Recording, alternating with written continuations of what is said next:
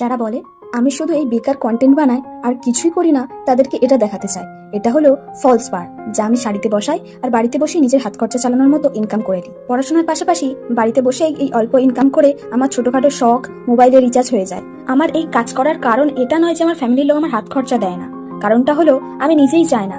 ছোট থেকেই আমার সব খরচা তারা করেছে, এখন না হয় অল্প ইনকাম হলেও নিজের খরচাটা নিজেই চালাই। কারণ তো বলা হলো, এবার চলো তোমাদেরকে ফলস বারগুলো দেখায়। দেখো কতগুলো ফলস বারের প্লাস্টিক আরও ছিল, মাঝে মাঝে ফাঁকা করে দিতে হয় এই প্লাস্টিকগুলো, না হলে অনেক জমে যায়। আর হ্যাঁ, দামটা তো বলতেই ভুলে গেলাম, প্রত্যেকটা পার বসাতে 50 টাকা করে নেওয়া হয়। ফলসের দাম থাকে 18 থেকে 20 টাকা, আর বেঁচে থাকে 30 থেকে 32 টাকা থাকে পার ফলসে, মানে এটা হচ্ছে প্রফিট। 30-32 টাকা নিজের থাকে। এবার চলো তাহলে গোনা যাক কতগুলো ফলস বারের প্যাকেট আছে ফাঁকা।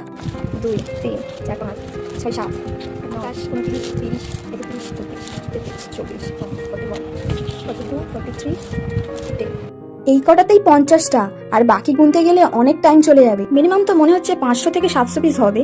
তো যাই হোক, এই টপিকটা এবার বাদ দাও। চলো এবার তোমাদেরকে দেখাই আমার একটা রিসেন্ট কাজ, যেটা আমি আগের দিনই শেষ করেছি। আর আমার এই কাজ করতে মিনিমাম ধরো আধা ঘন্টা লাগে, 30-35 মিনিট এরকম। এই যে শাড়িটা দেখছো, এটাতেই নতুন ফলস লাগানো হয়েছে।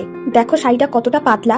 ফলসটা বসানো হয় পাড়টা ভালো থাকার আর শাড়ির নিচের দিকটা ভারী হওয়ার জন্য, যাতে নিচের পাড়টা গুটিয়ে না যায়। দেখো শাড়ির কালারের সাথে ম্যাচ করে ওপরের দিকে সাদা আর নিচের দিকে নীল পাড়ে নীল সুতো দিয়ে কাজ করা হয়েছে।